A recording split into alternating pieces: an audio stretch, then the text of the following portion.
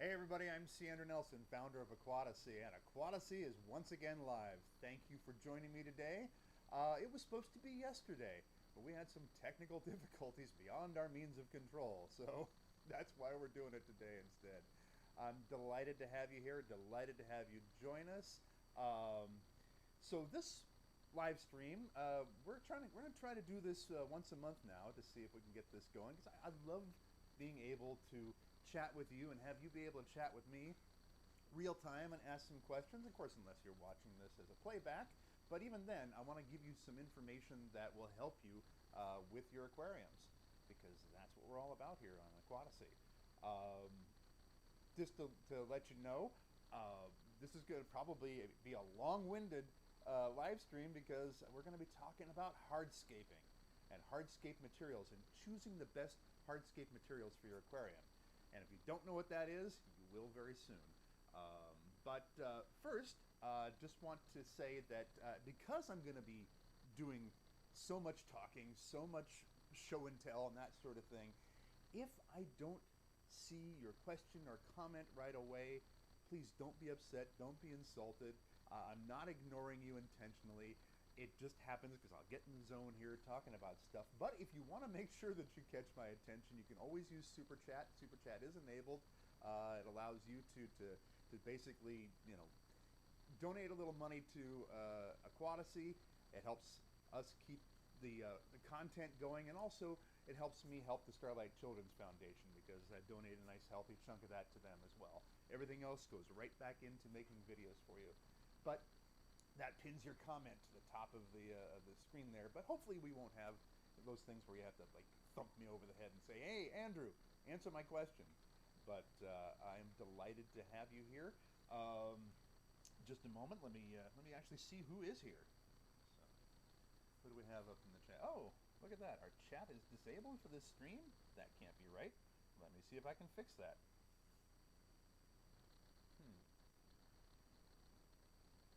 You know what? Let me turn this off. We'll start all over again in just a moment. Be right back.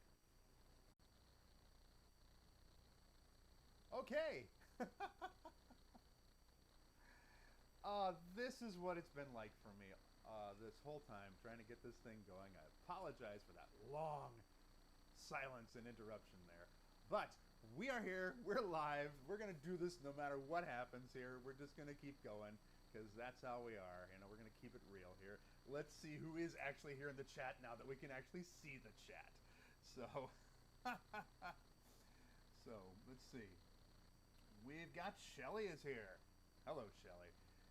GV Aquariums Australia is here. Nice to see you. We've got the Palma clan. Oh, nice. Okay. Chad Krotz is here. Good to see you, Chad. Floyd is here. Good to see you, Floyd. Phoenix, my dear friend, how are you? Good to see you. Steven, nice to see you as well. Steven's been giving me lots of updates on his aquariums and stuff, so that's very, very cool. So today we are going to be talking about hardscaping. This is the part of the aquascaping process that is basically the beginning of everything, where you're laying down the foundation of what you're going to be doing in your scape. It's more than just putting in gravel and throwing in some rocks. There's a lot more to it, and it's also good to know what are going to be the best things, the best materials to use for a situation like this, for when you're making an aquascape. So we're going to cover a lot of that, but before we get too deep into this, I want to announce that we do have a winner of our contest from New Year's Eve, and we did have quite a few entries, and we did pick a name randomly, and that name is Jeffrey Watts. Congratulations to Jeffrey Watts. Yay, you are the winner. Yes, fantastic. No, you're not that one. You won. You won. Congratulations. Congratulations. And congratulations to everybody else who entered. I'm sorry you didn't win, but we are going to have another contest, another giveaway today. So stick around for that. That'll be fun. So, other little bit of house cleaning here to do. I did actually offer some moss. I've got a tank that is just absolutely full of moss. I've got a 10-gallon tank, and about 5 gallons of it is moss right now. And so I am sending out moss to those who had requested it before. If you sent the email, I did get it. I just hadn't had a chance to respond yet because I have been very busy working on projects. Some of it is Aquatasy and some of it is extracurricular stuff. But if you still would like some moss, I will be happy to send some to you. So just send me an email and I will get that to you. So you can send that to info@aquatasy.com. Very simple. There you go. info@aquatasy.com is the email address, and that's of course all the social media stuff too, which you can find there. This is so awkward because my monitor's over there, but I have to point over here, and then I have to look over there, so it looks even more awkward, doesn't it? Boy, and I'm a professional too. How about that? So if you want to find Aquatasy on Instagram, it's right there, or Facebook, or Twitter, occasionally, once a year or so. Patreon, I don't think so. I think that's going to go away. We'll see. But yeah, you can definitely go to and send me an email at info@aquatasy.com and just say in the message, just say moss giveaway for the subject heading, and we'll send you out some moss until there's no more left. So, 'cause I've got a lot. I'm not joking. I've got a lot of it there. So, back to the chat for just a moment. So, are y'all able to hear me well? Because I had some audio issues the last time that I was doing this, and it was not pretty. I watched the playback from New Year's Eve, and it was so scratchy and nasty and everything. And apparently, there was just one little toggle. I had upgraded something on my computer, and one little thing with the audio changed, and it just made everything sound awful. So how am I sounding? Audio is really low. Okay. Well, let's see if I can boost that.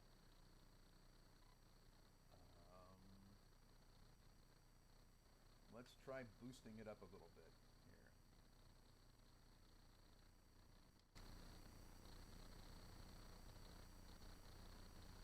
Is it any better now? Is that better? Looking at the chat to see.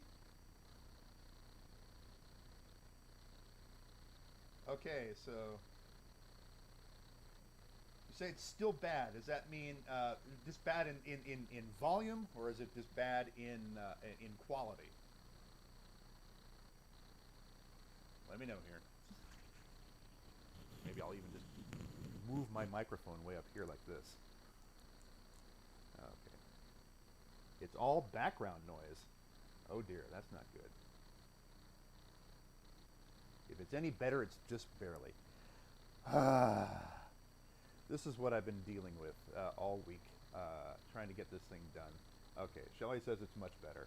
So, yeah. See, normally I try to do the very cinematic thing and keep my microphone completely out of shot, because that's just how I am. But if it's not picking things up very well, then I have to put it up much closer to me, don't I?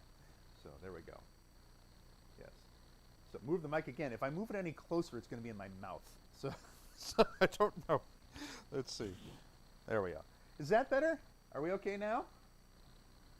How are we doing now? I feel like this whole thing is just like a dress rehearsal, a run through here, and I feel so bad about that. I don't know what has happened, why I've had all these technical issues. And like I said, maybe it's because I upgraded one little thing on my computer, and then everything else just went haywire. But we'll see.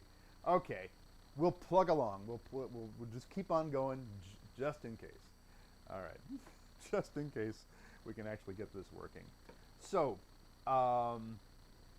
like I said, we are going to have a little giveaway later on. So if you missed out on the last one, don't feel bad.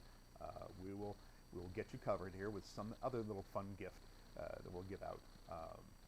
It's not going to be as big and as exciting as the lights that I gave away last time, but hopefully it'll be a fun thing. So one other thing I was going to let you know about is that I will be traveling. I will be doing various conventions and appearances around the country. This is not going to interrupt the flow of Aquatasy videos. I am determined to keep you know, the schedule going of one video a week, which we've been doing now for about 5 weeks, I think it is. So we're going to keep that going. But if you want to see me in person, that is possible. If you happen to be anywhere near Bakersfield, California tomorrow, I will actually be at MouseCon Bakersfield. So that is going to be a fun show. We're going to have a lot of wonderful guests at the show. If you don't know anything about MouseCon, it's a show that's done both in the San Francisco Bay Area, in Concord, California, and in Bakersfield, California. It is a Disney-centric convention with lots of guests and things like that, and also about Star Wars and Marvel and stuff like that as well. And I will be there as a guest, along with Mary Gibbs, who is the voice of Boo from Monsters Incorporated. She will be there. I believe Daniel Ross, who is the current voice of Donald Duck, is going to be there. Isaac Singleton Jr., who is the voice of Thanos for all the Disney Marvel animation and games, and was in The Mandalorian and in Galaxy Quest and a lot of other projects, and including Heroes of Extinction, one that I've been working on. He and Mary are both in Heroes of Extinction, and they're both going to be at the show. Lots of great guests. Michael McGreevy, Willie Ito, just a lot of wonderful people. And so come on down and see us if you're in the area at all. Would love to see you. Now, if you happen to be somewhere else in the country, I will also be in other parts of the country too. So coming up next month in February, I will be at Pensacon in Pensacola, Florida. I'm really looking forward to that. I have never been to Florida before, so this is going to be exciting. Hopefully for everybody. It's definitely going to be exciting for me because I've never been to Florida, never been to Pensacon. I hear it's a wonderful show. It's a huge, huge show. All kinds of fandom involving film and television and games and comic books and sci-fi and everything. There's over 100 guests at this thing, including me, little old me. So I will be there at that. So, you know, check that out if you happen to be in the area, and if you come to any of these shows, please, you know, say hello. Drop by and say hello. And if you want to know where I'm going to be at any given moment, as far as conventions are concerned, you can always go to candrewnelson.com. That is my official website. I don't know. I have to say it that way, official website. But anyway, if you want to meet me in person, you can look there on the events page, and you can find out all about it. So let's go back to the chat for just a moment. Here, let's see. What do we have here? You know, I really should change the layout of this. If I'm going to keep my monitor over here, and I'm going to look at what's in the chat, because it looks like to you guys, from your perspective, it looks like I'm looking away from the chat, which is just really strange. So, anyway. And, hey, there's nothing new in the chat, so you're all quiet. You're all dumbfounded here oh, okay. Anyway, so let's talk aquascaping. Let's talk specifically hardscaping. Okay? So, when it comes to hardscaping, there are certain materials that are good to use, some that aren't. There are some that are going to be better to use for your situation than others, and it all depends on what you want to do with your aquarium. Now, specifically, I'm going to be talking about today, trying to go for a sort of natural look in your aquarium. So I'm not going to do like a biotope type thing, which is where you're trying to absolutely recreate a particular locale somewhere in the world, like a particular creek or bog or whatever.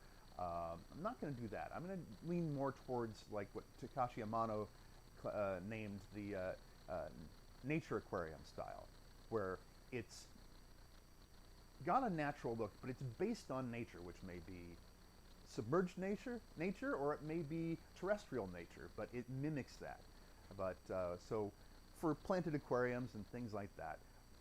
So it all kind of depends what materials you choose. I mean, there's a lot of things that go into this as we're putting our aquascape together and putting our hardscape together. And the first of those things would be aesthetics. You know, what do you want to see in your aquascape? It's going to be, I mean, everybody's going to have different tastes and things like that. Not everybody's going to want something that looks absolutely natural. Some people are going to want things that are, you know, a little more fanciful or things like that. And some people are going to go, you know, all in with it. I tend to be somewhere in the middle. I don't do things that are like totally, absolutely realistic, but I try to at least set a scene and sort of tell a story with what I'm doing. And what I mean by that is that any kind of layout or anything like that. Let me just back up for a moment here. I look at aquascaping as art. It really is an art form, pretty much the same as sculpture or painting or just anything like that. You know, it is a type of art form, and you're creating something that just happens to be alive. So in that way, it's akin to landscape gardening, where you set something up, you put in all your plants and all your landscaping, but then it changes over time and it grows over time. That's what's fun about aquascaping, and I love aquascaping. But the problem for me with aquascaping is that you know, I've always had this sort of mindset from coming from a traditional art background in you know, in drawing and painting and cinema and television and stuff, you know, where you create something and then it's done and that's it, and then you just move on to the next project. Whereas with aquascaping and also with gardening, it's you finish it, but you're never really finished. It's always something that keeps evolving, keeps changing, keeps growing, and then you have to keep trimming it back, which is why I have a tank that's like half full of moss right now.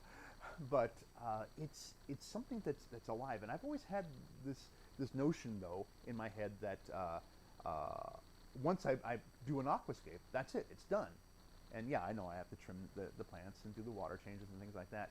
But after a while, you know, sometimes aquascapes, they don't really last. I mean, they're not meant to last, you know, years and years and years and years and years, you know, having the same thing, because you know, the substrate's going to get dirty. You know, no matter how much you clean stuff, it's just not going to last forever. And I've been having to change my mindset on how I do these things. So when I set up my aquascaping now, I'm doing it more with the idea of, all right, this is going to be temporary, maybe for a year, maybe for 6 months or whatever, and then I'll change it a little bit, and change it as things evolve and change. Also, because I love aquascaping so much, I want to do it over and over and over again. I want to do as many aquascapes as I can. However, there are only so many aquariums that my wife will let me have here in the house. So, and she has actually said to me, okay, you're not bringing any more tanks into the house. And I said, okay. So I have to then rescape the ones that are already here. And I've already done that with my son's tank, and I've started that process with some of the other tanks. And so you're going to see a lot of that coming up on the Aquatasy channel. But when it comes to doing your layout, the hardscape is what comes first. So aesthetics are going to be really, really important. You also have to decide whether you want a planted tank or not. There are a lot of tanks that I see, a lot of layouts that actually have just the hardscape, and that's it.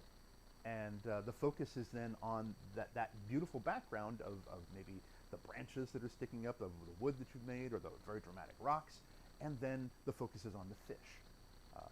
You know, in certain situations, it's also going to depend on, you know, not just the aesthetics that you want, but also, yes, I'm cheating. I'm looking at notes over here. But yeah, I'm pulling back the veil on, since everything's going haywire anyway. I'm pulling back the veil. Yes, I've got notes right there on my phone.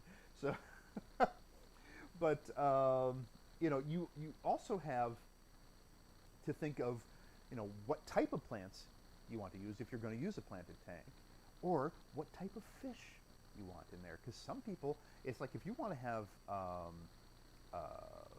say, African cichlids, they have a tendency to be pretty ruthless to plants.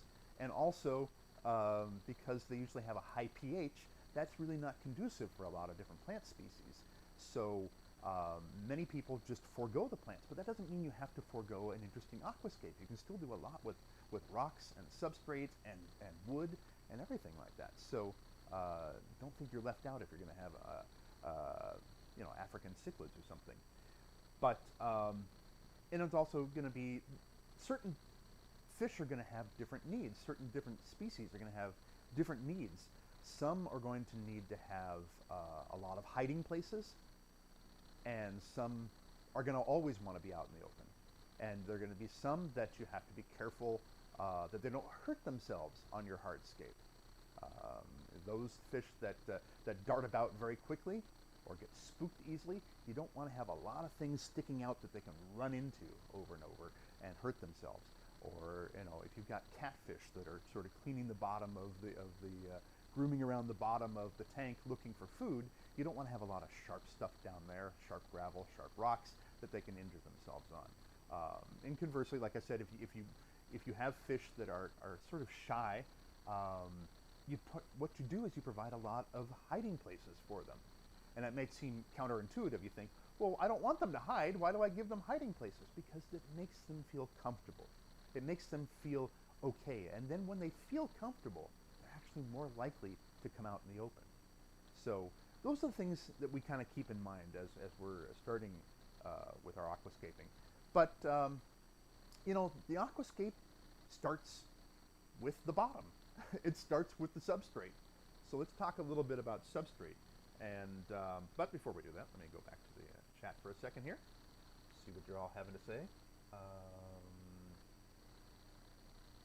Vucky is here. Hello there. Good to see you. Chad says, I'm trimming a couple of crepe myrtles in my hard to decorate. In my hard to decorate 120 gallon. Oh wow, crepe myrtle. That's nice. Okay, aquascaping in magazines and videos always makes me feel so inadequate. Well, you know, don't feel like that, okay? Everybody starts at zero. And when we look at those magazines, and I got a bunch of them around here too, when you look at those magazines, you're looking at stuff that is the pinnacle of the hobby. These are some of these are the professionals. These are the people that do this for a living, actually. And they're taking incredible photos, and they're taking their time to light it all perfectly, and everything's just perfect because they've had complete control over it. And we're the hobbyists, you know, and we're the ones that just love this stuff. And when we, you know, do things, we're not going to be able to work 24/7 on our tanks. You know, we got jobs, we got lives, we got people we got to go see and things like that, things to do. So, you know, don't be hard on yourself. And also, it's a learning process. You know, when I first started out in the hobby as a kid, you know, a lot of my aquariums looked pretty nasty. They were just really stereotypical, loud, ugly, bright-colored gravel and chunks of quartz rocks and things like that, and crazy lighting and plants that I would put in and they would die because I didn't know what I was doing with them. And then I kept working more towards a more, you know, natural-looking type thing. And so, you know, don't be so hard on yourself. It's a process. It's something that you learn, you get better at. Remember, practice makes better. You know, perfect is a destination we all try to. It's not actually even a destination. It's a journey. Perfect is the journey, and we get more perfect as we get on that journey. You know, but you're never going to be perfect. You're always going to get better. So that's what you strive for. So don't feel bad about that. Let's see here. Steven says, I enjoy scaping, but I'm not great at it. That's okay. If you enjoy it, that's all that matters. And, you know, just be inspired. When you look around at other people's aquascapes, don't go, oh, wow, they just blow me out of the water. No. Just go, hey, that's great. Maybe I'll try something. You know, use it as inspiration. And just try it again and again. You know, so just work at it. And then there are little things that you can learn, you know, from different art classes and things like that. You can, you know, you can use the rule of thirds and lots of things like that you can use. You also think about lighting situations. I always, you know, tell people to watch some old black and white movies to see how light affects things. Not just as far as for growing plants, but also just setting a mood and a tone. And where you place things makes a big difference. You know, you are the camera as you look at your fish tank. You are the camera that's looking into this scene. And so what does the scene look like to you? How would you stage it? If you were the cinematographer or you were the art director, you're both. You know, just, you know, think, what would I do? How would I make it look differently? You know, take your time when you're aquascaping. You know, you don't have to like just put it all in there at once and go, all right, well, I guess that's good enough. Take your time and really enjoy it. Okay. But Stephen also said here, I'm now down to 3 aquariums, but my wife wouldn't be mad if I set up a couple more as long as I keep them where I have these ones. Okay. So she just doesn't want them all over the house. I got it. Okay. Yeah, my wife's kind of like that too. So, all right. Okay, I let my plants do most of the work in my aquariums.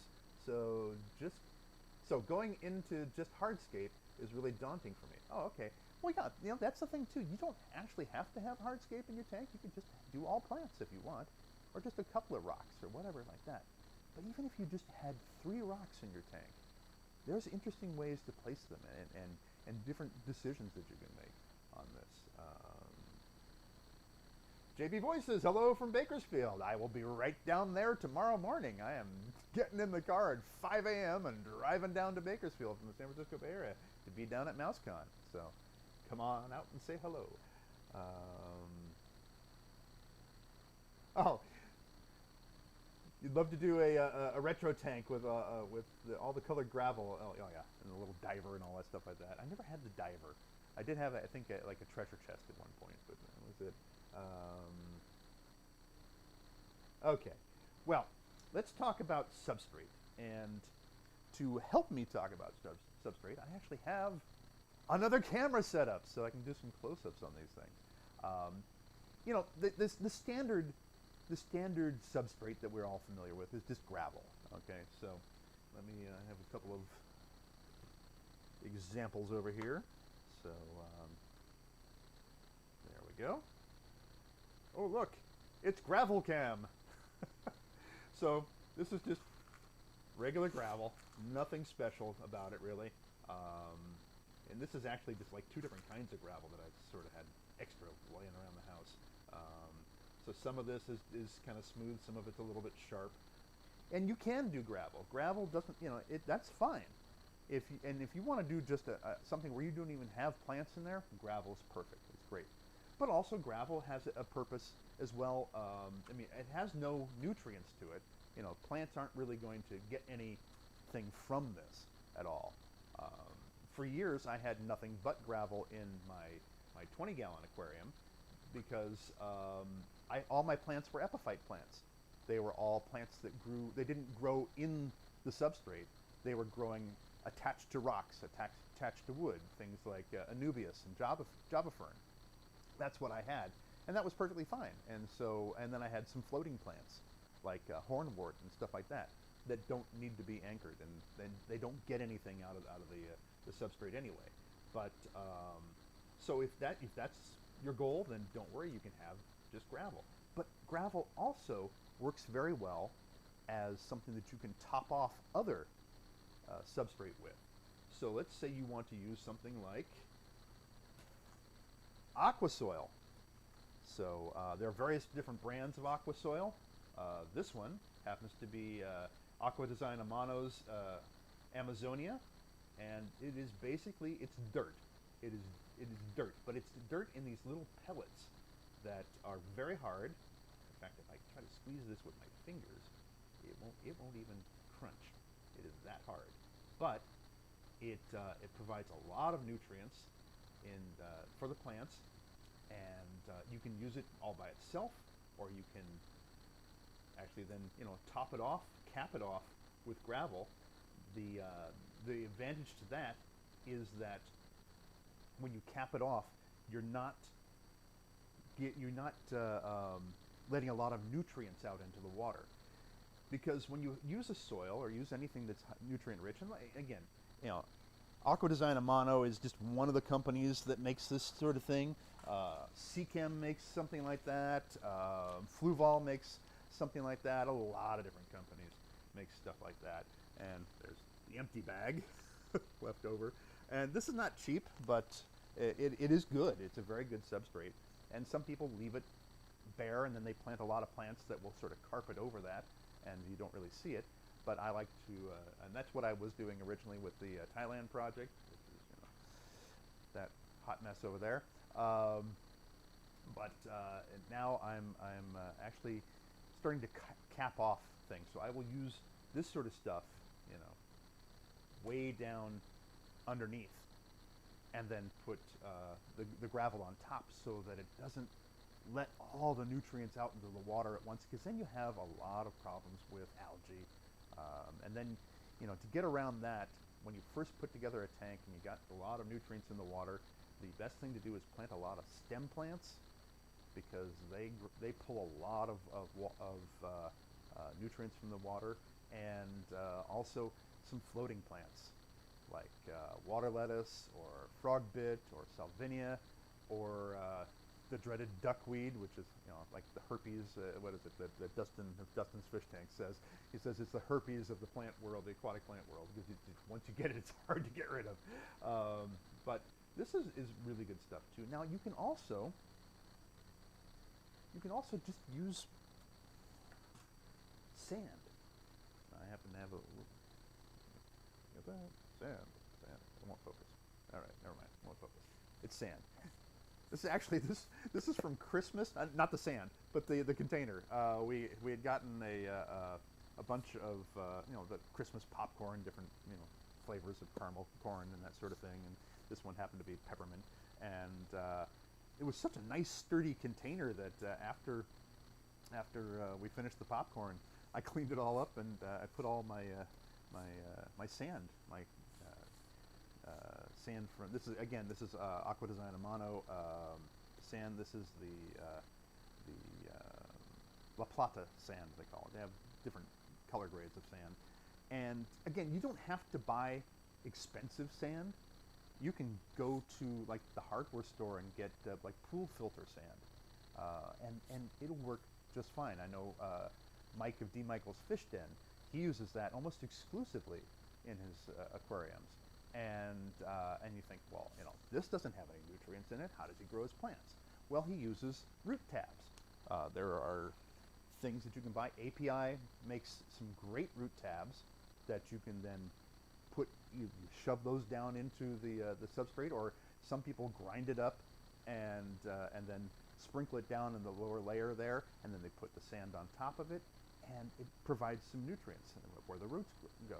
I like sand because it's easy to plant in. It's very easy to plant in, and when it gets wet, it sort of it anchors those roots on plants very easily, so that you don't have to weigh them down or things like that. And so it's nice.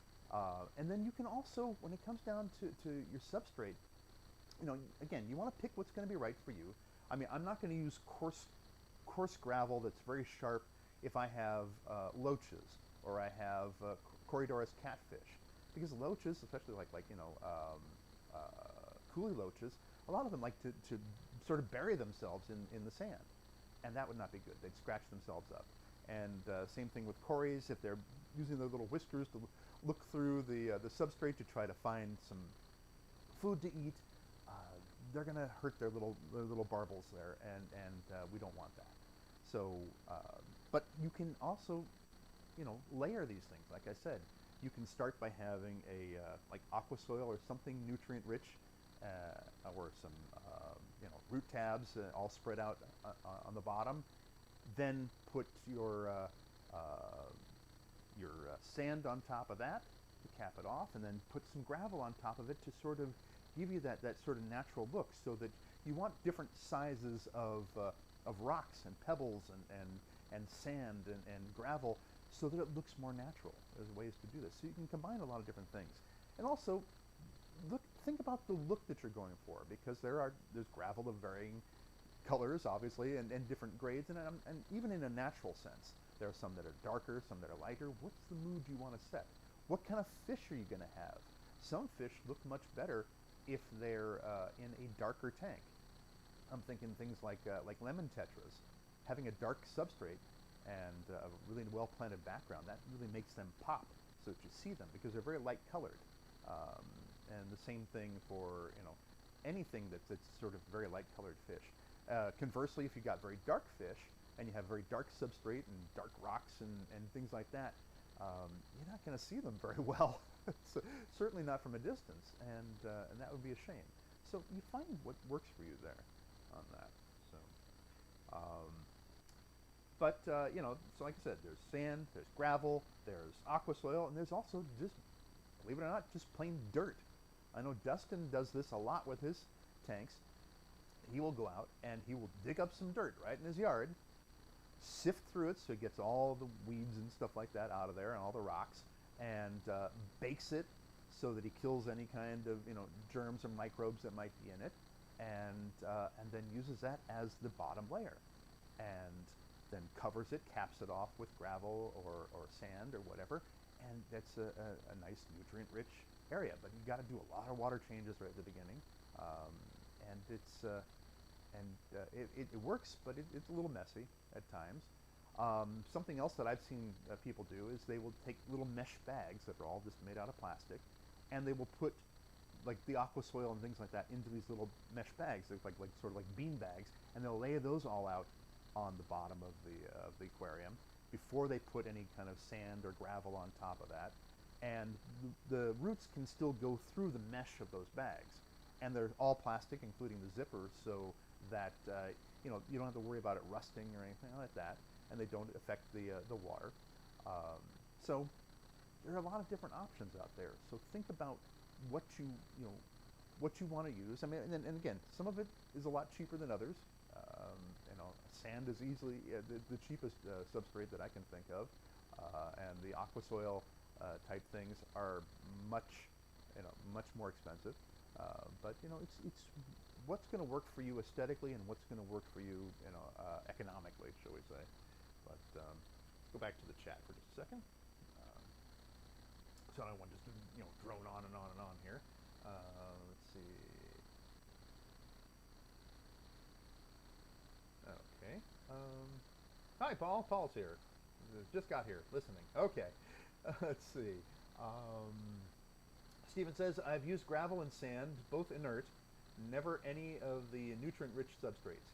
Gravel works for letting waste get down to the roots better than sand does, but also but I also like sand because of the fish. Okay. He actually brings up a very good point there.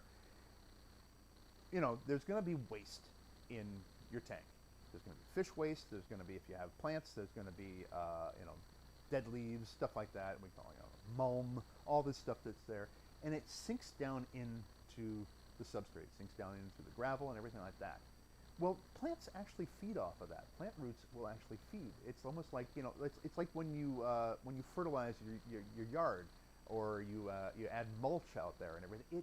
It helps, and yeah, it can look a little unsightly, but it doesn't necessarily have to. And you know, and if you have good water flow in your tank from your filter or just from power heads or whatever, it will keep it circulating, and it will put it in spots where it doesn't necessarily get seen, or it gets sucked up by the filter and all of that.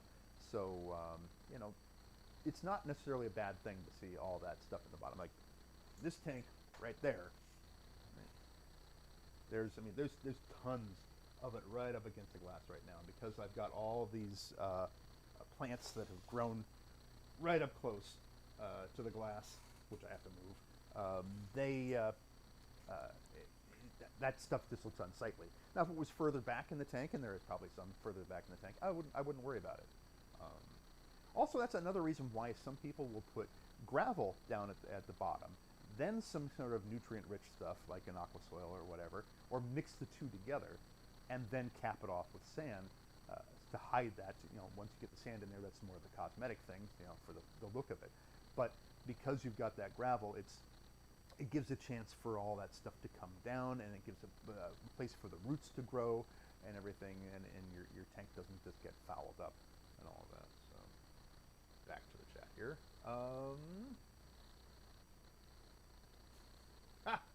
Thank you, Paul, for making the Star Trek reference there.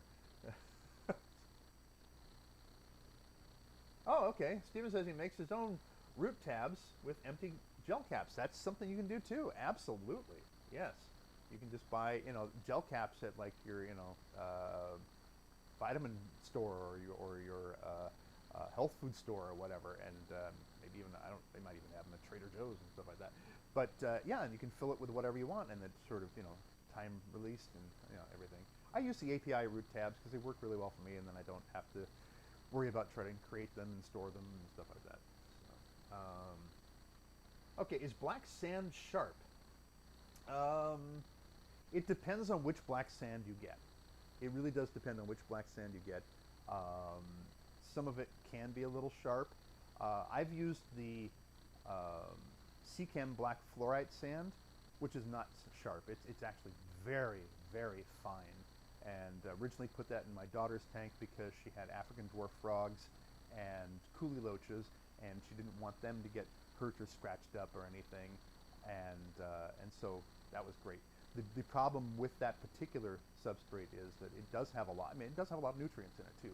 It actually has, I think, too much, and it gets really muddy really quick. And we've been actually fighting for a couple years now trying to keep that tank from being all weird and muddy. And I keep cleaning that tank and rescaping it and doing all sorts of things with it. And my gosh, no matter what I seem to do, the algae just keeps winning. And I think it's just because there's so much nutrients still after years being released into the water from that substrate. So that's one of the reasons why I'm going to be rescaping that tank soon. It's going to be the same sort of layout, but I'm going to do a different substrate on it there. Okay, so I love doing dirted tanks, but I only do the patches that I want to put plants in. That's actually smart too, because you can actually keep the budget down that way, so you're not using so much with it. That's what I did with my 10-gallon holding tank, which is nicknamed Ellis Island. I did that, just put some in the back pockets and corners and things. Same thing with this tank that's right behind me there. So I'll have to get a third camera and put it on the tank there. But this has just Aqua Soil in the back corners, and that's it. Everything else is just sand and a lot of rocks and a lot of wood, and then just little pockets of Aqua Soil, which has helped a lot there. Okay. Colin's here, Aussie Aquatic. Good to see you, Colin. In my tank, he says, in my tank right now I have 70% fine black quartz, which lasts forever. That's true. And 30% Aqua Soil for a corner of crypts. Oh yeah, nice. Aqua Soil seems to be good for around 2 years before needing replacement. Good. I'm glad you brought that up, because that was something I was going to bring up too. As you saw me trying to squish the chunks of Aqua Soil, and I couldn't really do it with my fingers, my bare fingers. And I'm pretty strong hands, but I couldn't do it. So it is durable, and it lasts a while, but it doesn't last forever. And as Colin said, it's good for about maybe 2 years, maybe 3 at the top. And then after a while, it starts to turn to mush, and that was the problem with it. Now, I will say this: if it hasn't been that long and you've had it in a tank, you can take it out of the water and dry it out and reuse it, and it does hold the nutrients for quite a long time. But yeah, it will actually have a shelf life after a while. So if it's submerged all that time.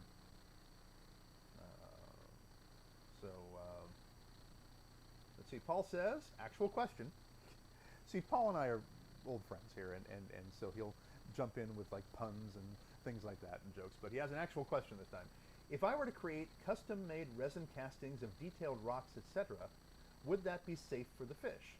If so, what type of paint would be safe to use on the casting? Acrylic? I am actually not certain on that. I would actually have to look that up.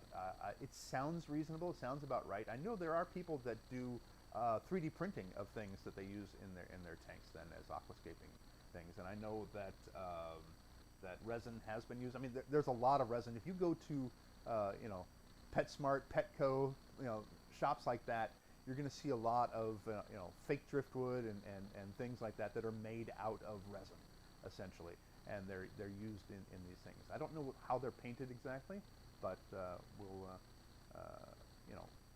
I'll try to find the answer for that and let you know. Okay. So let's move on now to rocks. Okay? We've talked about substrate. Let's talk about rocks and stones. So, there are two choices, basically, when it comes to rocks and stones. They're smooth and angular. And it all depends on the look that you want, but also, like I said, you do have to keep in mind the fish that you're going to have in the tank, because you don't want very boisterous fish to slam into or scrape against very hard, jagged rocks, because they'll hurt themselves. You know, my 20-gallon tank that I've had, and you can go back and look at all the the videos of that. Most of the rocks are very, very angular in there. Hi. So stuff like this. These are very angular rocks. They're not particularly sharp, but they're very angular. They've got a lot of cuts and grooves on it. Let's put it on to rock cam now. So there we go. So you can see that they got a lot of different grooves and all that sort of thing on them, and that's really nice. It's a nice look. It's a very nice look, and you can do a lot with it. There are some that obviously have a lot more. If you've got things like dragonstone and things that are that you can find in a lot of the fish stores, you can order online or whatever. They have a lot of holes and pock marks and things like that. These are actually just pieces I think I found somewhere and used. I like them. They have a lot of character, but then of course you also have very smooth stones as well. So there we go. So here's a very smooth stone, sort of a cobblestone kind of thing, and you have that look as well that you can go for. And then of course you can find some rocks that are sort of in between. Like this one is got smooth edges compared to, just wreck the top of my desk here with this. This has like very sharp. This is smooth. I mean, this is rough. I can feel this right now. Very rough right there. This has these sort of that same kind of look, as you see there, but it doesn't. It's not as sharp. It's very smooth, and that's kind of cool. But going back to the idea of aesthetics, and I'm just trying to aesthetically rearrange these things on my desk here so that you can see them a little better.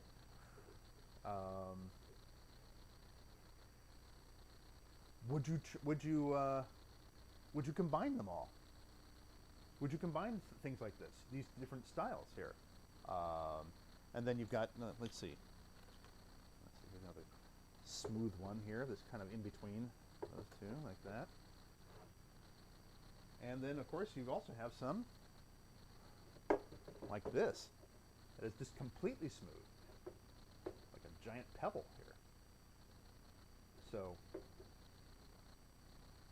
would it make sense to actually combine them? Because when we start off in a hobby like this, and we start doing any kind of aquascaping, we don't always know, maybe unless we're just an incredible artist that is completely observant of the world around us, we'll just combine whatever rocks we can in an aquarium and think, okay, well, that looks good, but does it look natural? And if we're trying to go for that natural look, then I would not put all of these different types of rocks together in the same scape. I would not put all of these together in the same scape there, because look at them side by side. If you were out in nature, out in the wild, and you were walking down following a mountain stream or a creek or a lake or something like that, if the rocks had washed down to that spot, they probably wouldn't all look different.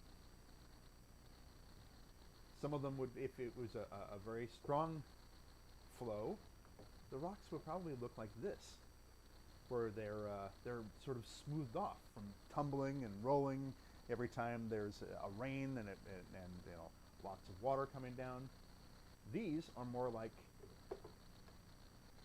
rocks that have been chipped off of something else. And maybe they're sitting in a small creek or something that is, doesn't have as much water flow, so they don't get worn down as easily. So it depends on what kind of look you're going for. Now, when it comes down to sourcing your rocks, and actually, let me get you some other, I'll show you another kind here too, in just a moment. When it comes down to sourcing the rocks that you're looking for, go outside. There's rocks pretty much everywhere, right? You can just dig up rocks in your own yard. I would not recommend digging up rocks in someone else's yard unless you have permission to do so. But they're everywhere. And don't take them from a public park or something like that. But you can go to the beach and get them. If I remember correctly, this came from like a beach. This was a beach stone,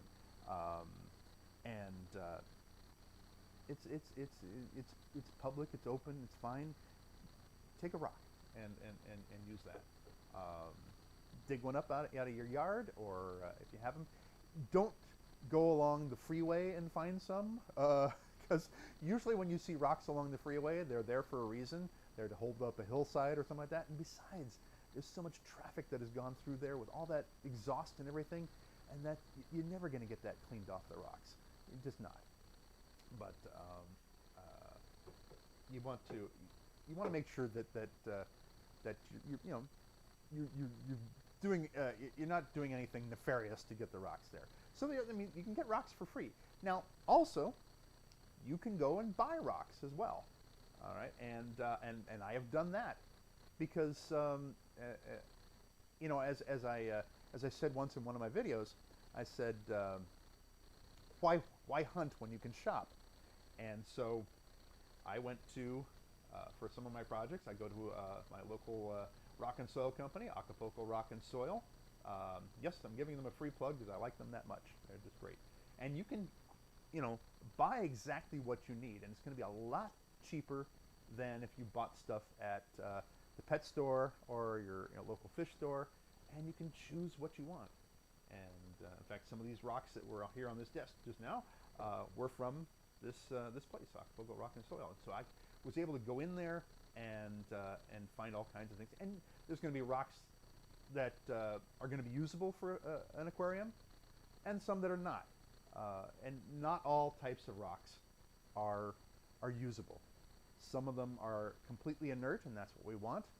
Some of them are not inert, and so you've got to be careful, and you've got to test them. So, how do we test the rocks to find out whether or not they're going to actually work in our aquarium? Well, usually you do what is called an acid test, and you take something that's acidic and you pour it on the rock to see if there's any kind of reaction, any kind of change.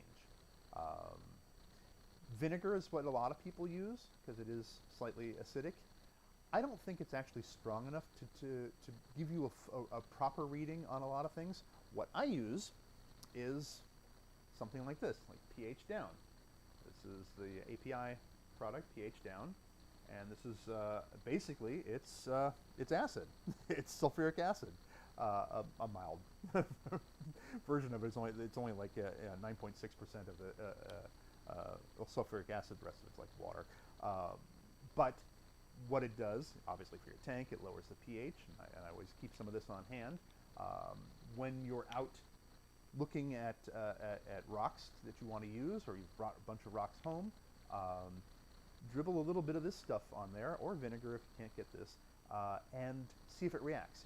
If it starts to fizz, no bueno. You don't want that rock. It's not going to work because that means there's something that's not inert, and it's going to change the pH in your tank. Now, I actually did not take my own advice, and I don't think when I was rescaping the 20-gallon tank recently, I did not test all the rocks. And unfortunately, the pH in that tank just shot up. I mean, I had all the rocks that I had in there before, but I added some more rocks to it. and the pH just went sky high, something up to like 9%, 9 on the pH scale there, and that was really, really high. And the problem with that is that certain types of algae will just go bonkers. They'll just start growing like crazy under high pH, and it completely outcompeted the plants that I had in there for the nutrients. So the plants started to die off. The algae grew everywhere, and it wasn't I couldn't move my fish into the tank because the pH was so high, and they're all South American, cichlids and things like that. And they need a lower pH, like 6 or 6.5. So that wasn't working. So you got to be aware of what these rocks are going to do. Are they going to change the chemistry of the water? Hopefully not. But the way to do it, test it. Just a few drops, and it'll work. Or you can use vinegar, like I said, but it doesn't give you a strong reading. It's not as acidic for that. Now, some of the other things that you can do. Let me move some of these rocks out of the way here.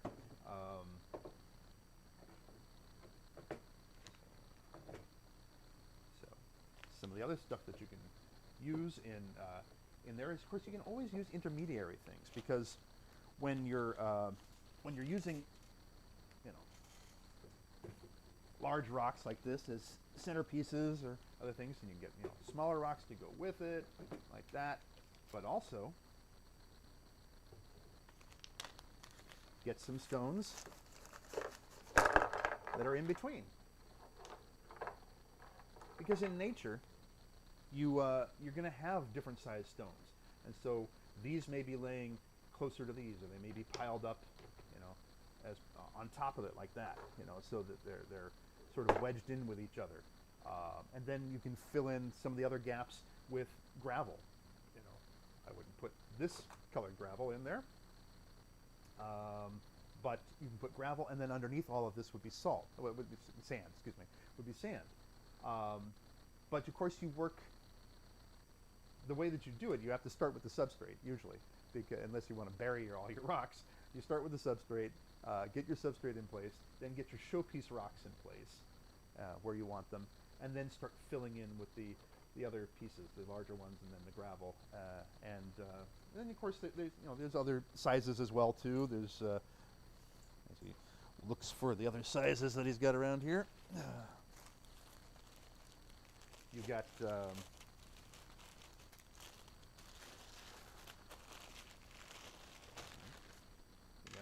You got stuff that's that size as well, so that's obviously,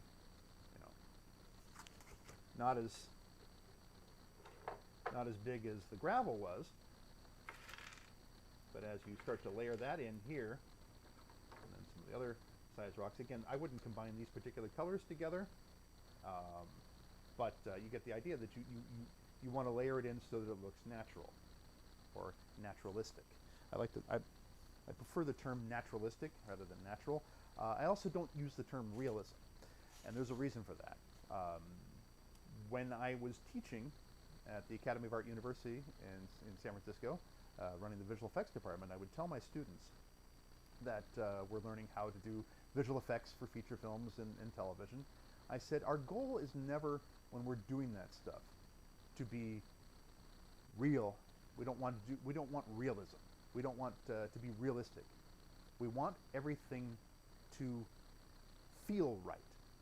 So, because realism is boring. Realism is everywhere. You can find it everywhere. You go outside your house. Hey, it's real. Everything's real. Unless you're in the Matrix, everything's real. Just so you go outside, and you don't want that. Real is everywhere. Real is boring. You want realism. You want something to be realistic. I would always say to my students, I said, it's not about making it look real, it's about making it feel right. And the same thing goes with our aquascaping and our hardscaping. We want to get a look that feels right, that has some character to it, that has some charm, that tells a story in just by looking at it. And that's what we want to do, so that it doesn't look, because if you do a biotope, that's pretty much what that's that real look.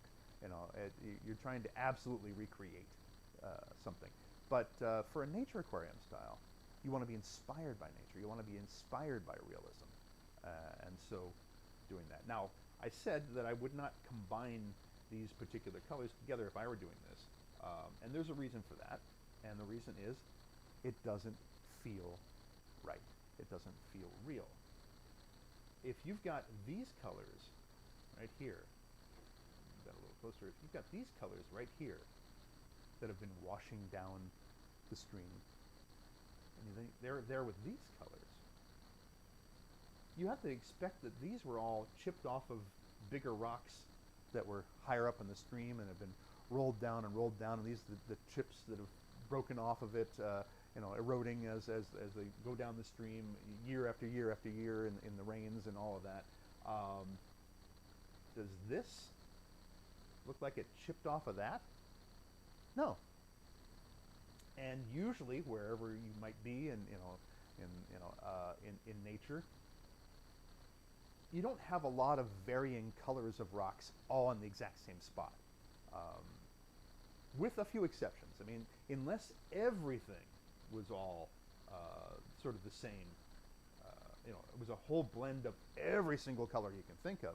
That does happen. I would see that happen quite a bit in Montana when I would go up there visiting relatives and everything. My uncle had a beautiful ranch up near the Canadian border, and there was a wonderful lazy stream, the South Fork of the Two Medicine River, that would go through there, and you'd see all different colored rocks. You can see the same thing like if you go to Lake Tahoe.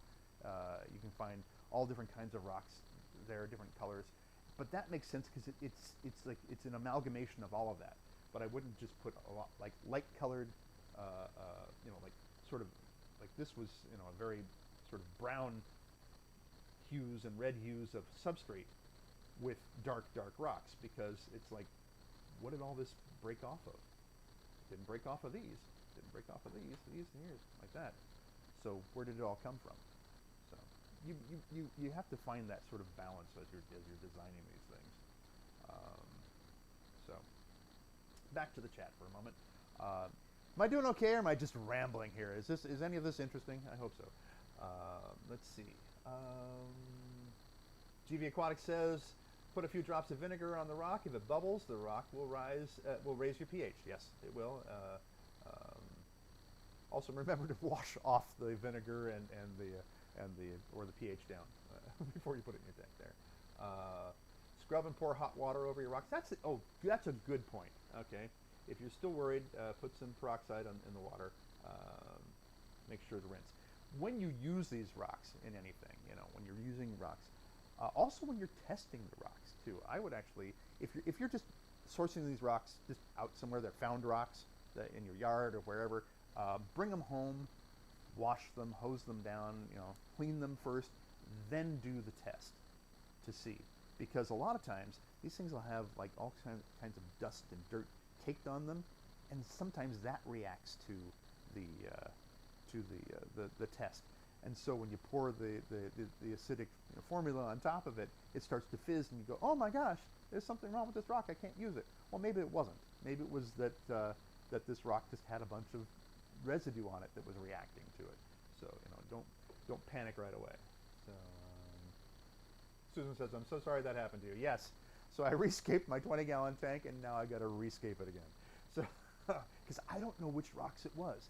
It's because there are some that I added that are on the surface, but there's some that I put down below, deep in the substrate, to kind of raise one area up. So yeah, so gotta do it all over again. Practice makes better. Colin says, Aussie Aquatic. Colin says, I really don't like that rocks displace water, making your aquarium water volume less. So smaller tanks, I really lean towards only plants. Rocks as the tanks get bigger. That's actually a smart thing. If you've got a very small tank, let's say you've got a 5-gallon tank like I've got behind me here, a little 5-gallon tank. If I put, you know, these two rocks, some substrate, piece of wood in there, I'm down to a 2-gallon tank. essentially, because I've displaced all that water. I can't put 5 gallons of water in that tank because I've already put 2.5 quote unquote gallons of hardscaping material. So that ain't gonna work. So for some people. Now in other situations, like, you know, like I keep pointing to this one, I really do need a camera on this tank over here. But on this particular little tank, my Columbian Creek, I didn't want a big scape for it. I wanted a small scape. I wanted something that was going to look like just a little slice of a creek. Now, I used to have this set up as, I called it my Indian Wonder tank, because it was, you know, all the plants and fish and the invertebrates were from India, and I was trying to actually get a big look out of a small tank by using very small, petite plants and using small rocks, and also I used, if I remember correctly, I had this one in there, this rock, because it gives detail. It gives detail. Wait, is that going to shift? Not going to focus, is it? Focus! Not going to focus. Let's put it over here on rock cam. Okay, so it gives you detail, a lot of detail, minute detail. So it's not like Dragonstone that's got big pock marks in it. So this could look like actually with you know, small plants all around it and very small, fine, you know, gravel or sand. This could look like a much bigger rock in photographs and things like that. So that was what was kind of cool there. But for the Columbian Creek, I just wanted a slice of I wanted to look like I was down in the creek, and I'm looking up close at the fish and all the plants and the rocks and everything like that. So, and the wood and everything that's in there. So speaking of wood, we're going to talk about wood next. So hang on to your hats there. Let me go back to the chat here. Let's see. Paul says there's a great garden path soil called quarter minus to dust. Oh, okay. It's little rocks, quarter inch in size, mixed with progressively smaller pieces down to actual dust. Looks natural between rocks. That's actually very cool. That's basically kind of like what I was talking about, except it's all in one solution. You just kind of put it in there, and it works. When I'm doing the layering, yeah, I usually start with the sand and then put the other stuff on top of it, but then I'll actually mix it up a little bit so that the gravel and the sand are mixed, so it's not just sitting on top, and so that you know, these little doohickeys here are the bigger pebbles and everything are not just sitting around on top. I wanted to look like this was all sediment that had, you know, washed downstream or whatever. So let's see. Okay, I end up mixing all my rocks and gravel together because I usually run out. So I do a bit of this and a bit of that. That's whatever works, you know. At the end of the day, this hobby, it's whatever works for you. You know, don't let somebody else dictate how you scape your tank. I'm giving you ideas. I'm not saying this is the only way to do it, because it's certainly not the only way, and it's certainly changed over the years from what I was doing. And in fact, even though I mean, I just said to you something that I was talking about how don't combine dark-colored rocks with light-colored substrate and gravel and things like that because it doesn't look natural. I had been doing that for years in my 20-gallon tank, and I ended up doing it again when I escaped it. So I'm actually going to pull that out of there and put different substrate in instead, something that's darker that matches the rocks, so it looks a little more natural. So I'm just going to consider that a practice run that I did. So, let's see here. Colin says, Takashi Amano always called his nature aquariums better than nature. Oh, I like that. Yes, he did.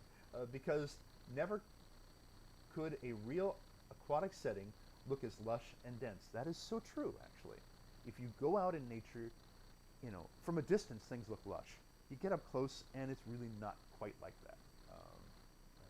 Nature aquariums are completely unnatural, and that is the truth. And that goes back to my statement about we don't want natural. When we're putting our scapes together, we don't really want natural. We don't want realism. We want feelism, something that feels right, so it connects with us emotionally, just like any kind of art. You know, art is something that is supposed to connect with the audience. We're supposed to feel something from it. And if you're not feeling something when you look at your aquarium, if it doesn't connect with you, if that hardscape doesn't connect with you, forget it. You know, it's not, you're doing it wrong. You know, it's got to connect in some way. So I totally agree with what you said there and what you know, Sensei Amano had said. Stephen says, he's talking to Colin, he says, I had a 10-gallon saltwater tank that the rocks displaced so much water, it was more like 7 gallons. Oh yeah, I believe it. I've seen that happen. Like, again, the tank behind me, I think there's only about 2.5 gallons of water in it. The rest of it is all, you know, hardscaping stuff and plants. If I was an artist, I'd be abstract. Well, you know, you can do that too with your aquariums. That's not a problem. You can, if you want to do it, something odd and abstract, go for it. Go for it. All right. So Paul says, you're doing just fine, Andrew. A very worthwhile topic, just as long as no one takes you for granted. Ah, see, I knew you'd get the pun in there if I left you alone long enough. All right. Well, okay. Let me clear some of this out of the way. And we're going to start talking now about wood, another component of the equation here. I have made a mess all over the place here. Pebbles and gravel and everything all over.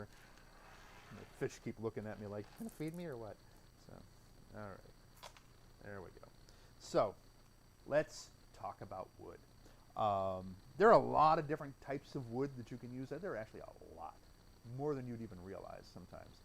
And wood can be a great dramatic way to aquascape with things, and it's a nice contrast to the rocks, and it's a great contrast to the plants. And you know, there's certain plants you can actually have growing on the wood as well, like, you know, different types of moss and epiphyte plants like Java ferns or Anubias or Bucephalandra, stuff like that. It's great.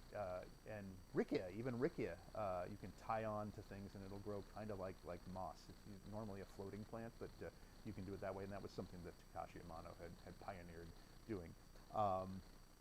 But there are lots of different types of wood that you can get out there, and you can find it in, you know, you'll see it for sale in your pet stores. You'll see it for sale in your local fish store. You can order it online and whatever. I would say that probably one of the most prevalent ones is Malaysian driftwood. And here's a nice piece of Malaysian driftwood. I'll put it down under wood cam. There we go. We're on wood cam now. So this is Malaysian driftwood. And it literally, in most cases, is just that. Driftwood from Malaysia. Particular type of tree, and I don't have the name of the tree with me right now. This is a piece that okay. Back to Andrew Cam for a moment. This is my big confession. This is my kryptonite. And I actually did a whole video about this once, one of the Aquatasy quick take videos, that this is my kryptonite, wood. When I go out and I go to the store and I see, you know, driftwood and stuff like that for sale at the different stores, I have to be really careful.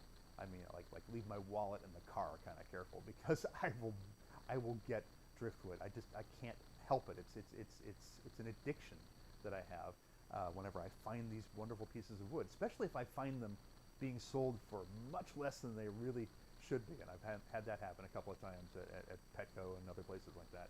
But speaking of Petco, this came from Petco, and this was one of the pieces. This was the piece that I actually got in that video of you know, the whole what is your kryptonite kind of thing. Malaysian driftwood is nice. It's got a lot of character to it. This piece I love because look at that. It's got these little roots on it and everything, and you could plant this in all different directions and have it pointing different ways, and it's a lot of fun. In fact, here's another pieces of Malaysian driftwood, and you look at that character in it. What I like about Malaysian driftwood is it gives you an old look right away. I mean, that just looks like old wood, really old wood, and it's great. It's really, really super to use. It's easy to use. I mean, although you do have to clean it, it really helps to clean it off. Get like a little toothbrush, I have a dedicated toothbrush that I use that that I'll only use for aquarium stuff, and I use it to just sort of scrub all the little nooks and crannies of these things when I get them. It is harder for it to sink. You have to get it waterlogged to make sure that it sinks a bit, or you have to wedge it down with some rocks and things like that, or wedge it into the substrate. But it eventually will sink. A lot of people will soak it first so that they don't have to worry about that when they're aquascaping. If you have small pieces of it, it's going to be a little harder, so you do want to have it, waterlogged. It's just it's a great type of wood, but it does also have it could either be a good thing or a bad thing depending on how you look at it. What Malaysian Driftwood does is this stuff, when you put it in the water, if you don't soak it ahead of time, and even sometimes if you have soaked it, it will release tannins into the water, and tannins are not a bad thing. It will change the color of the water. It will sometimes soften the water too. So if if you've got kind of hard water, it'll help soften it a bit. But tannins will color the water sort of like a tea, like the color of tea. In fact, here, let me show you. I believe this is the video right there. There we go. This is my son's tank that I recently rescaped, and this is all Malaysian Driftwood in there, and a big chunk of it in the back. And this wood, I did not soak it ahead of time, and you can see how it's sort of yellowish in there. And that's my son's angelfish, Big Mac. But that's not really a problem. I don't mind it. I mean, this one's releasing a lot, so we're doing a lot of water changes to kind of get rid of it. To get the only bad thing, the only drawback about having a lot of tannins in the water is that it can make it harder to see some fish, but also it makes it harder for the light to penetrate down through the water to some of the plants. So that's why we've been doing some water changes on it. But I just wanted you to see just how that is there. But yeah, whoops, wrong one. Let's try that. There we go. Wrong button. But if you do want to see me at a convention, there I am. I'm going to be at Pensacon. Sorry, inadvertent ad. Malaysian Driftwood, a very common wood that you can use in aquariums. Another wood that you will find in a lot of aquariums is Mopani Wood. And I've got a lot of Mopani Wood, definitely, here in the fabulous Aquatasy studios. So here's a piece of Mopani Wood. And Mopani Wood is an interesting wood to use. And I'll put it here on wood cam for a moment. So with Mopani Wood, it also has a lot of character. If you look at that, actually I think it was showing up better on Andrew Cam. Let's put it back to Andrew Cam. So you can see it's got a lot of character to it as well. And this one happened to be sold by ZooMed. But look at all that. That's a lot of great character. It is a very heavy wood. So most of the time it sinks. It sinks without having to waterlog it or anything like that. This is another piece of wood that I got that was, and again, this is heavy. I would say this is probably at least 7 pounds, I'd say, or more. This is a nice, healthy chunk of wood here. And let me get one more here for you. There we go.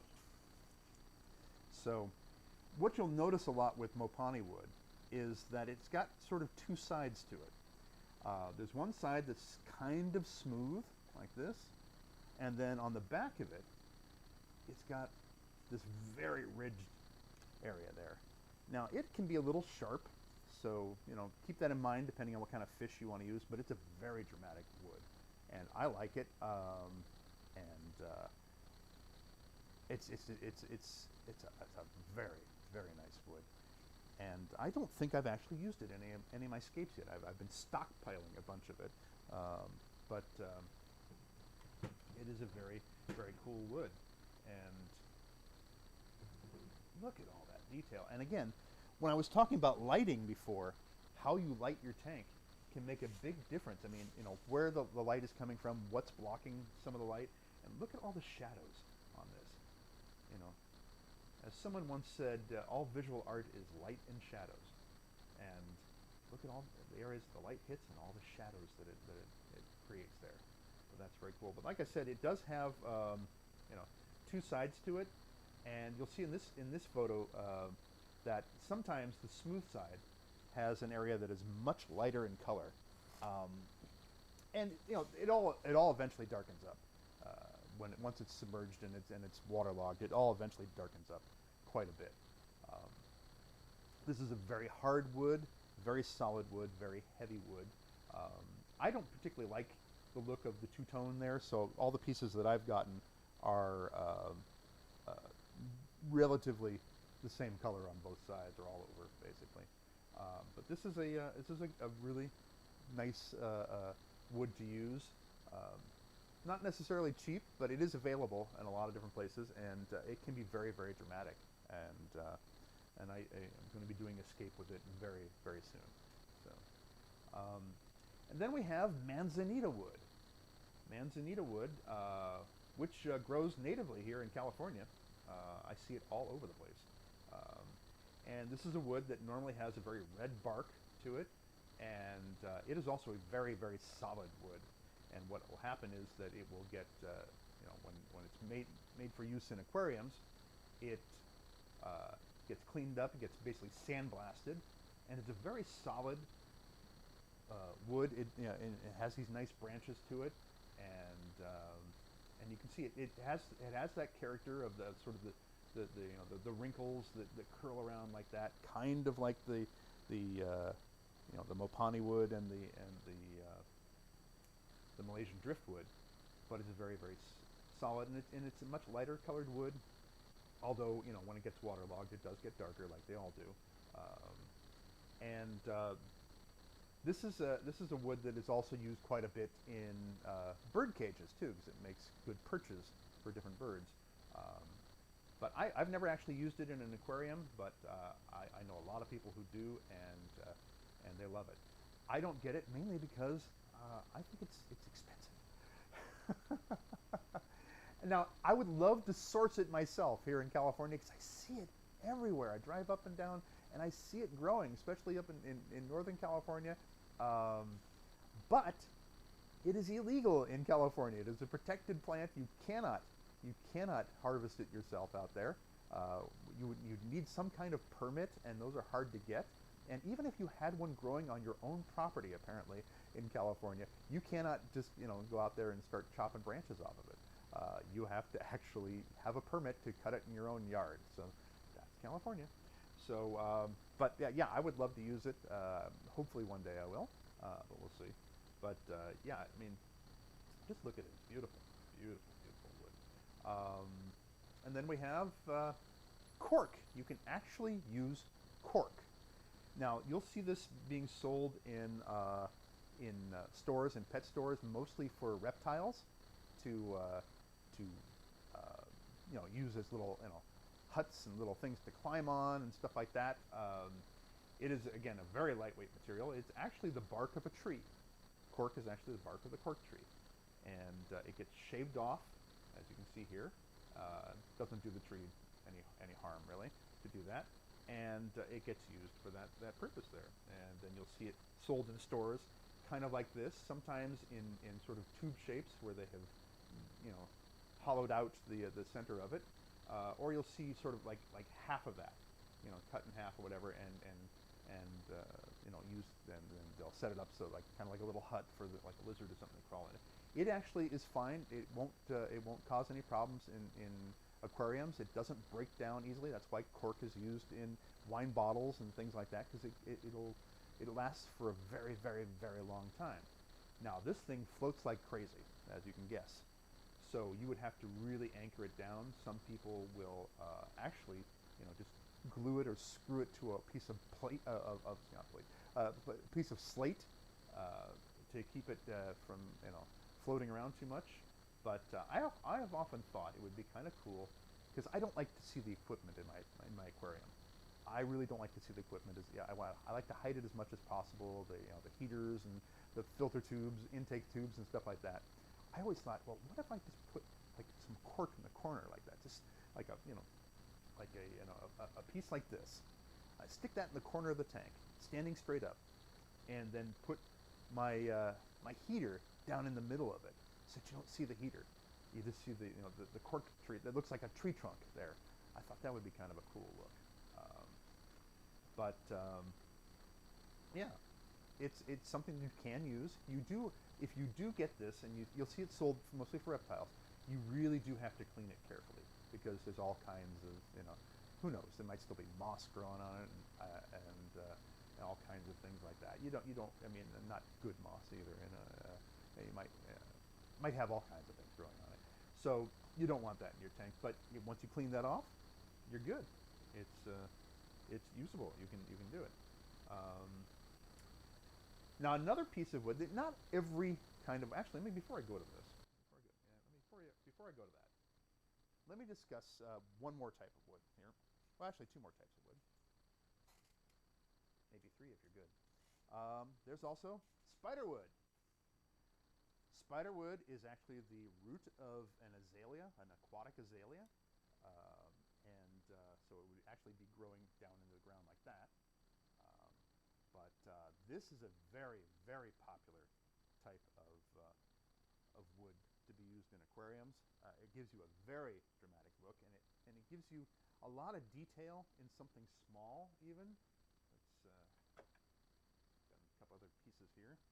There's another nice one there. Let's put these on wood cam. Here we go, wood cam. There we are. So look at all that detail, all that sort of the gnarled look, and it gives you. It's very dramatic. Another nice piece that I got recently. And again, I would probably. You can stand these up. You can put them sideways. You can put them whatever angle you want. To get the feeling that you want in these things, and it's great. I love it. The only problem, though, there are a couple of caveats with this particular wood, is that it does tend to float. So it's a lighter weight wood. It's not a soft wood, but it's a light wood. So it does last in your tank for a while. It won't last forever. No wood will actually last forever in your tank. It'll eventually start to wear down and everything like that. But I think the Mopani wood probably lasts the longest. Malaysian Driftwood lasts a long time too. I have a piece of Malaysian Driftwood. It's actually in the Columbian Creek tank right now. It's a small piece that has been in one of my tanks continually now. It's been in one of my tanks for, oh gosh, over 30 years. It really has, and and it was much bigger. It was originally about that big, and now it's about this big. It's worn down over time, and I had a pleco chewing on it and stuff like that. But the advantage of it is the absolute aesthetics of it. These are just great, beautiful things. The disadvantage of spiderwood is that it does floats very easily. So you got to anchor it down. One of the things you can do that you can use, you can actually glue these things in place. You get some kind of cyanoacrylate type glue. This is one that I use, that I recommend, Gorilla Glue, the gel form, so it doesn't run all over the place. And just a couple of dabs of this, glue it to a rock, and you're fine. Just let it sit for a little bit. Also, water cures this stuff, and it hardens it up. You can also sprinkle a little of baking soda over once you glue it and everything. Put a little baking, and you've got both pieces glued together. You can put a little bit of baking soda over it. That also helps to speed the process of it hardening up and all that. But this stuff works great. A couple of dabs, and you can just glue that to glue it to a rock like so, and you're good. You're good to go. Also, you can take some of your plants that you want to have on there, like your mosses and your anubias and stuff like that, and you can glue those through the wood too, just with a couple of dabs here and there, and that's great. So that's one thing, is it does float, so you got to be careful about that. The other thing is, and this is what causes so many people to panic, is that it's very prone to fungus. Not a bad fungus. Not a bad fungus. It's a harmless fungus that'll grow on there, and oops, no, wrong one. Here we go. I'll learn my technique here. Here's what it looks like after it's been growing for a while. So it's sort of a white stringy fungus. It's kind of like cotton or something like that, and it grows on different types of wood. Mostly, I've seen it on leather, and it's scary looking. I'm not gonna lie, if you've never seen it before, it's scary looking. You're going, what is that growing in my tank? But it will eventually go away. It grows kind of like a mushroom in a sense, because it'll turn sort of brown and dissolve away. You can clean it off. You can get rid of it by scrubbing it a little bit. You can squirt it with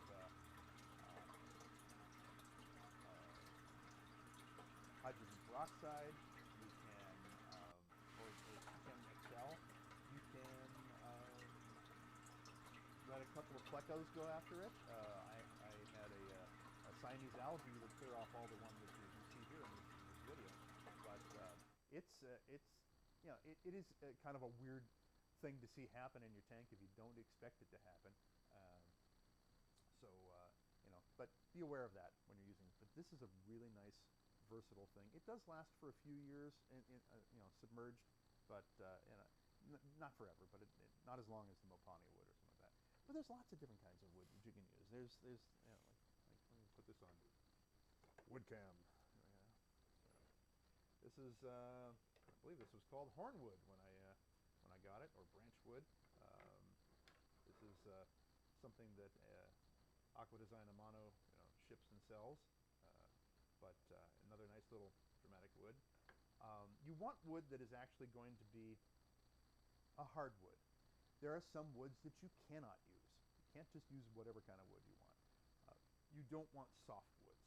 You certainly don't want to use pine wood. Pine wood is a soft wood. It will break down and do terrible things in your tank. It also has just a ton of sap and things like that in it, even after it's dried. And that will, could poison your fish and everything, so don't use that. And then this is something you'll see in a lot of pet stores, and sometimes it makes its way over into the fish area. It shouldn't. It's mostly for the reptiles. In fact, it should only be for the reptiles and amphibians. This is actually grapevine wood. So these are grapevines that have been chopped up and made into these branches. And it looks great. It looks similar to the, some of the other woods that I've shown you. And you'd think, wow, this would look really good in a tank. But it breaks down very quickly. It's a soft wood.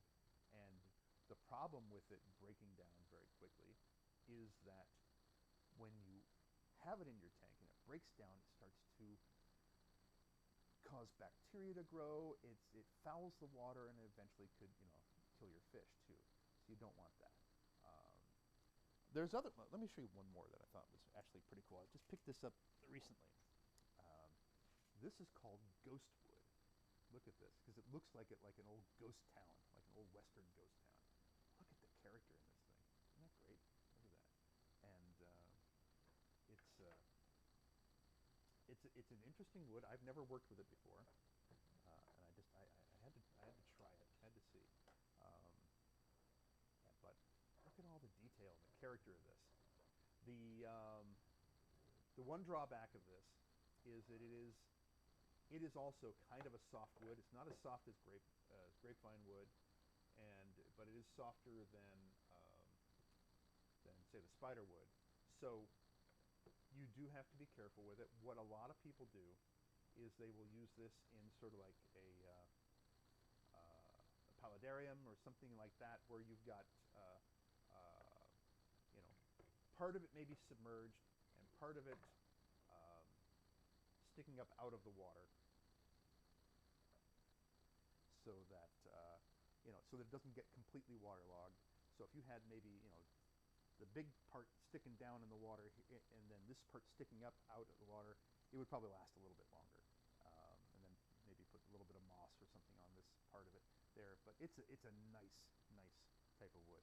Now, don't think that you have to buy wood that you're going to use in your hardscape. You don't have to. Like with other things, you can source it yourself. There are ways of sourcing the wood.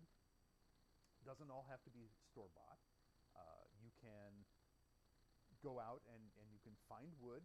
If you find wood that's actually laying in a stream somewhere and it looks like it's been there for ages and ages, it's probably guaranteed to be one that can withstand being submerged. Now, you do have to take it home and clean it. You do have to make sure that it's completely disinfected so you're not bringing home any weird bugs and stuff like that. I won't go all into detail about that right now because it's a long process. But you can do that. Any type of wood that you're going to use, though, like let's say, basically any kind of hard wood you can use. You can use any kind of like fruit tree wood, apple tree, cherry tree, pear, stuff like that. It makes great wood for aquariums because it is completely hard wood, and it doesn't deteriorate very well at all. It's fine. It works well. The thing I would recommend, though, is to get the bark off of it before you use it, and it has to be completely dried out. You don't want any kind of wood that's going to still have sap in it that could leak out into the water. You don't want that. But fruit tree wood, nut tree wood as well, walnut, stuff like that, you can use that. Hardwoods like alder, beech, birch, oak, hawthorn, sycamore, which surprised me because sycamore seems like a much softer wood. At least the branches are kind of soft. And actually, hold on a second here. Let me see. I left it over there. I had a piece of sycamore here. Stare at that for a moment. Hold on. I'm going to get the sycamore. Left it across the room. So much for professionalism today, huh? We're just going to wing it.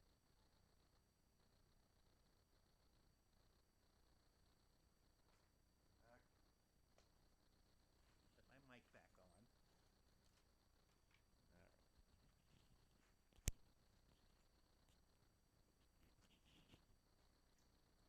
All right. Okay. I am so shameless today. Look at this. All right, so these are actually little branches off of a sycamore tree that was growing near where I have my UPS store mailbox. It's got lots of interesting charm and character to it. And these things are so brittle, it seems, but I guess the wood itself does not deteriorate very easily. So if you're going to use something like this, I would, again, recommend peeling the bark off of it if possible, because the bark will go bad in your tank much faster than everything else. But you could get a very, very nice look, dramatic look, if you want to have like something that looks like it's little branches or something sticking down into your tank. Wouldn't this be cool to see your fish swim in between all of that? Now, I've heard some people want to use ivy, dried ivy vines in tanks, and because that has that sort of the same kind of look to it, and I've heard of a couple of people using it, but I've also heard of a lot of people warning against it. Although it has a great look, there is the possibility of it poisoning the water, depending on the type of ivy and just how dead it is, and it does break down after time. So I would not recommend using ivy, but you can get that same kind of look from other branches. Any branch that's off of the same type of tree that you're using for the wood would be a good idea if you have these small branches like that. So, would you combine different types of wood? Now, we talked about different types of rock, sharp rocks and smooth rocks. Doesn't seem like it feels right. Doesn't seem like it's naturalistic there. So if I had, chunk of this and then this with it, doesn't necessarily seem to go together, does it? And if I threw, this in there as well, they read as 3 different types of wood. Now, in nature, there's all kinds of different trees all growing together in the woods and stuff like that, right? That makes sense. That would be naturalistic. That would be real, wouldn't it? But we're not going for real. We're going for feel. We're going for that look that tells a story to us. And if there's anything that pulls us out of that story, then we don't want that there. So if you look at it and you go, oh, that looks like 3 different types, that doesn't look like the same wood, then you don't want that. It's best to stick with just one type of wood, unless you're using something like like this for an accent piece or like that. Then again, you do want it to have the same kind of character. I would not combine this with Mopani Wood because they don't look like the same plant at all. But this with maybe a little Malaysian Driftwood or with bigger chunks of Spiderwood, possibly. So that might work out well. So back to the chat for a second here. I've been rambling on and on and on. Steven said something about wood in a stream. Yeah, I was talking about if you find wood out in the wild. It's like, let's say if you've got a stream or a creek or a river near you and you come across wood there, you can actually use some of the stuff that you find. And it's been waterlogged a long time, so you know that it's not going to completely break down, but you do have to clean it very, very carefully there. Let's see. I wonder if you'll mention a locust. I have a piece of that in here. Yeah, again, that's another one. That's another one. That's another wood that's not going to fall apart there. There's so many different types of wood that you can use. But the idea is to make sure that you have whatever you're going to use. It's got to be dry. It's got to be completely dried out at first so that it doesn't have anything that's going to leak out into the water. It's got to be clean. You want to make sure it's cleaned as well. You want to strip the bark off of it, and unless it's cork, because that is the bark. And you don't, you just want to make sure that it's something that's not going to be so soft that it starts to break down, in just a few months in your tank and cause problems. So poor Andrew's going to be devastated when he finds out. When I find out what? What did I miss here? Okay. Turn up my audio again. My audio needs to go up again. Oh my gosh. What's going on with my audio? Where's my... Okay. I'm going to crank this thing. We'll take it up to 11. Let's see. How high can I get this? Oh my gosh. It did go down, didn't it? All right. How did that happen?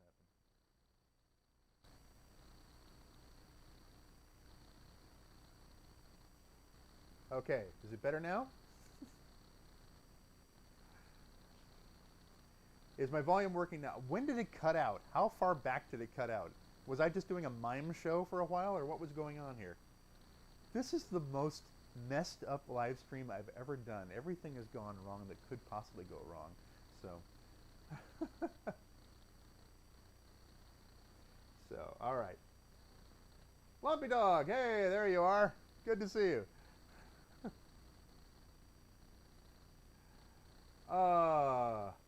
The live stream is over? The live stream is over. You're kidding me. Live stream's still going. I'm not. Are you guys messing with me? Okay. It's all good now. All right, fine. Thank you, Lumpy. So what part did you miss? Was it when I put the microphone down for a moment and then I put it back on and then everything, you couldn't hear anything, or what happened here?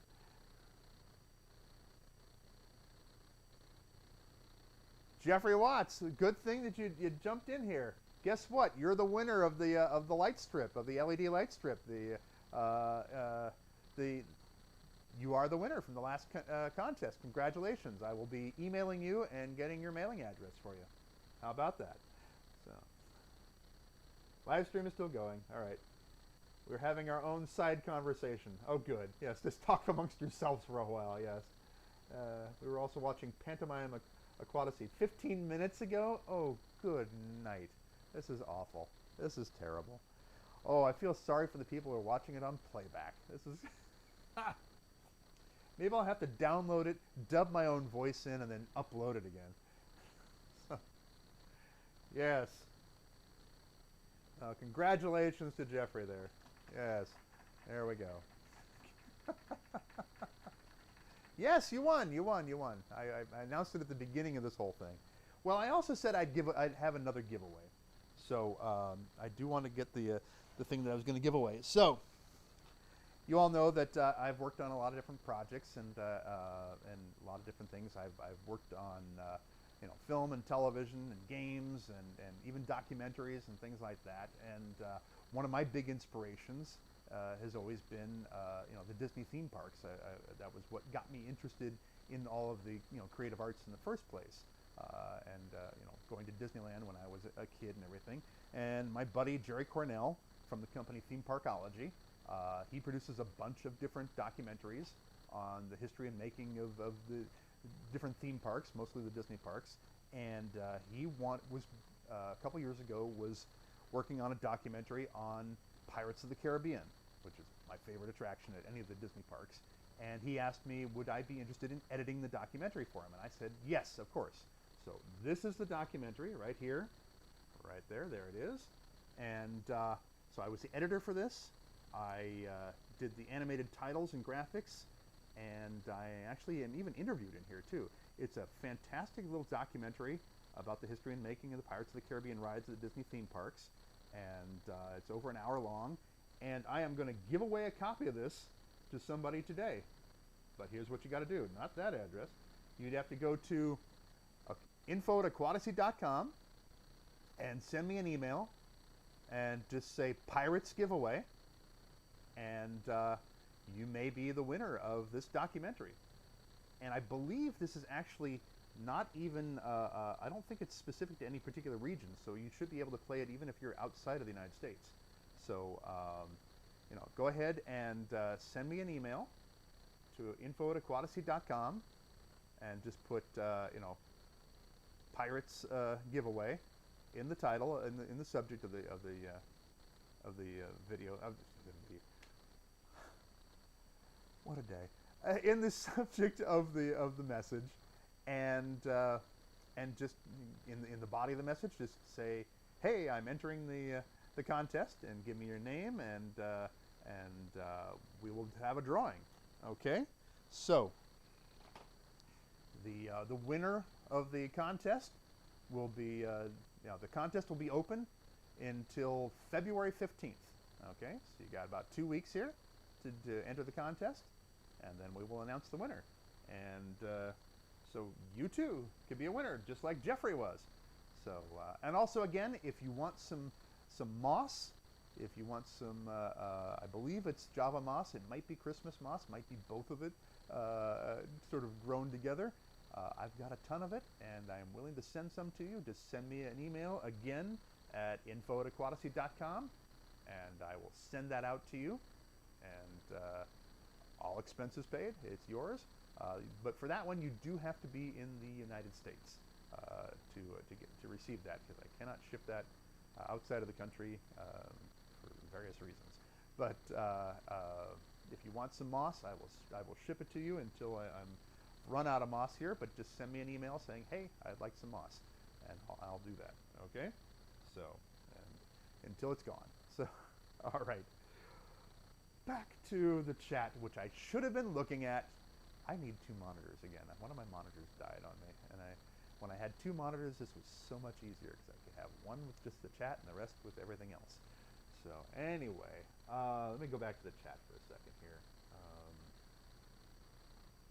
Just about all of the wood segments. So everything I was talking about the wood. Oh my gosh, that's horrible. Okay. Jeez. Real quick recap then. Okay. This is Mopani wood. It is a very, very hard wood. Okay, so this is a great wood. Has a lot of character. Sinks real easy in your tank, and doesn't discolor the water as much as some of the others do. But it's a great type of wood. Easy to find in a lot of pet stores. It comes in various colorations and things like that. Oh, wrong one. Here we go again. Okay, so let me go back to the Mopani Wood. Sometimes it comes in sort of a two-tone color, but it's an excellent wood to use. Very, very heavy piece of wood. Then we've got Malaysian Driftwood. And here's my example that I had before. I like this type of wood because it gives a lot of character and charm, and has the microphone shut off again. No, it's still going. Okay. Microphone is still going. That's good. Let me make sure that it's still crank it. No, it dropped the volume again. Wow. Okay. Thank you, OBS. It's the program is doing it. So this is one that actually has a lot of charm and character to it. So I like this. It gives you that sort of old world look, but it will stain. It'll stain the water with tannins. Not a bad thing, but it will make it sort of the color of tea. And eventually it'll stop doing that. And I have this in my son's tank. That's why I was showing the clip earlier. Not going to go to the clip because it'll drop the volume on the mic again, so we'll skip that. But Malaysian Driftwood is another great wood, common wood you can find in stores. Another common one is the Spiderwood. That's what I was doing with this. So the Spiderwood is actually the roots of an azalea plant, and I'm paranoid now. I want to bring up the chat so I know what I'm doing. It's talking about wood again. Oh yes, okay. All right, is the sounds back? Okay, great. Okay, is the sound still there? Good. Okay, sound's still there. So, all right. Sounds very low. I may just stop using this and stop using OBS and use something else instead. Okay, I'm gonna, for all these live streams. This is just too much trouble. Okay. All right, I've cranked it up about as high as I can go right now. So there we go. So this is Spiderwood. Okay, it's azalea root. It's a great wood, except when you put it in your tank and it gets all waterlogged, it'll probably grow some kind of fungus on it. It's a harmless fungus. I did a whole video on it called the fungus among us. Go look at that. That was the clip that I was showing earlier with fungus growing on the plants, there, on the wood there. Paul says, not the best show today for headphones. Yeah, right. Okay. But it's a great wood that you can use. What was the other one that I was showing? Showing ghost wood. Okay, I'm ready to just call it a day now. I'm actually working on a whole video just about wood. Maybe I'll just leave that there. Let me move on to the last thing I really wanted to talk about, and when it comes to hardscaping and finding the right stuff, and that's actually sort of like the layout and the design and placement of things. It's probably not a good idea to place things just dead center of an aquarium, or exactly to the sides. You want to make sure that you're like I said, I keep saying you're telling a story. You're telling a story of whatever it is that you're doing, and so find a place. I'm completely flustered now with this whole live stream. So